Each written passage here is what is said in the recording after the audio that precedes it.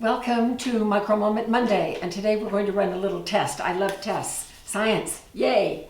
And so since we have done the fast beans, where we completely cook the beans and then we either put them in the dehydrator or the freeze dryer and dry them out completely, and then we can reconstitute them and they cook in record time. I've had lots and lots of requests. Well, can't we do fast pasta? And what about fast rice? And I've avoided these because I'm thinking, well, how long does it take to cook pasta anyway when it's dried?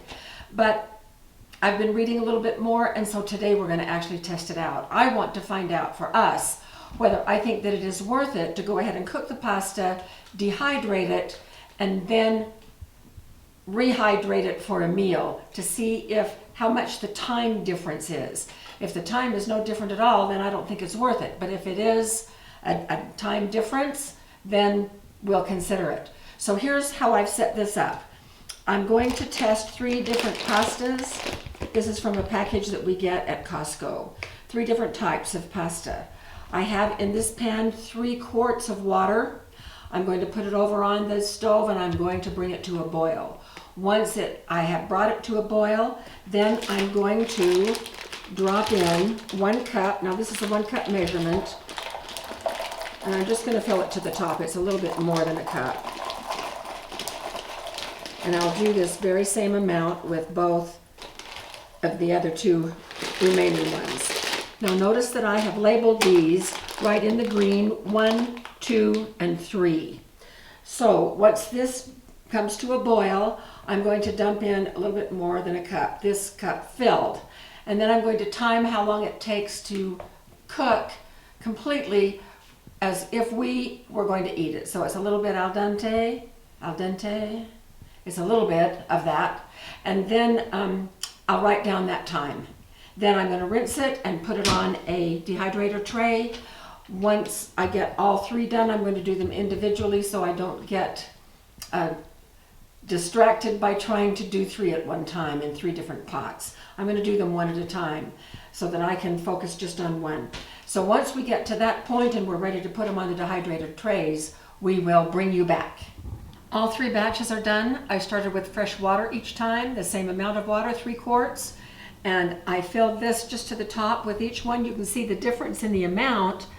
Even though the volume was the same, the amount is apparently a little bit different based on the shape. So all of these, Jim was our official taster for the doneness, and we are now ready to go put these in the dehydrator. They will be done before morning, and so we'll come back in the morning and then we will repeat exactly what we've just done, and we will measure the time to see if it's worth it. Jim and I have debated it for the past half hour while doing all of this. Is it or isn't it?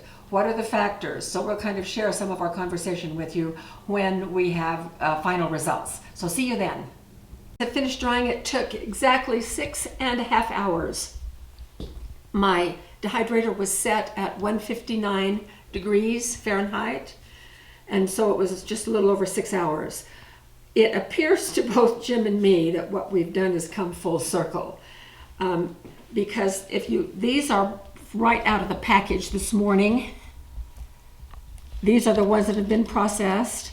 There's a little bit of a color difference, but that's about all. The size has gone back down to about the original size. Now, what we're going to do now is the very same thing that we did to prepare these in the first place. The number 1 right here, it took 8 minutes and 51 seconds for these to cook to the al dente range that Jim and I like. He was our official tester. This group was 8 minutes and 49 seconds, and this group was 11 minutes and 45 seconds. And so we will be comparing those times to what the times are now to see if we have fast pasta or whether the whole experiment is a wash. So I have 3 quarts of water over here on the stove getting ready to boil, and we're going to do the exact thing that we did last time, a fresh 3 quarts of water with every batch, and then I will use the stopwatch on my phone to time just exactly how long it takes to get it to the point where we like to eat it. So we'll come back when we have all new numbers for this latest test. So see you soon. You know, with all of my scientific training and background and experience, I really did not think there was going to be that much difference. But let me read you the results. So for number 1, originally it took 8:51, and then the second time around it took 5:45. So that's about 3 minutes less. The second one was 8:49 the first time and 5:42. Again, that's about a 3-minute difference.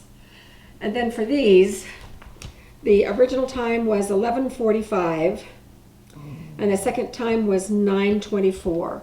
So just a little bit over a 2-minute difference. And so, yes, it does shorten the time. Now, whether we can call this fast pasta, I don't really know. It's faster than if we just do it from the dry pasta that we buy in the store.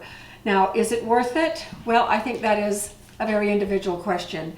Here are a couple things that I observed. First of all, the water the first time around was quite starchy, and the second time around it was just almost clear, and so it washed a lot of the starch out by doing it this way, and that may also have contributed to the decrease in cooking time. If we are in a situation that is grid down where fuel is difficult to come by and we really want to conserve fuel, then yes, I think that this would be worth it.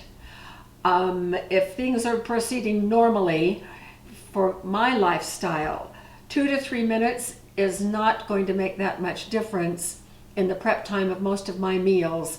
The upfront effort of cooking it and then dehydrating it and then having to cook it again a second time, that contributes to my decision, personal decision, to think that 2 or 3 minutes is not going to make that much difference.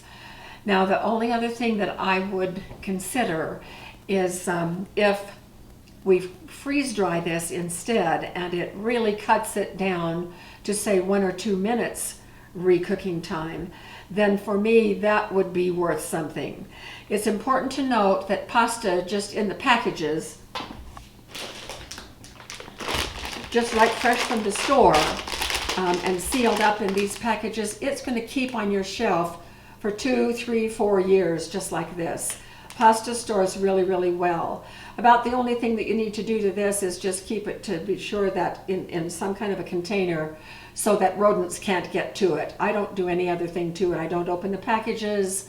I don't vacuum seal. I don't do anything. I just will store these packages inside a plastic bin to keep the rodents away. And then we have the storage for as long as we might need.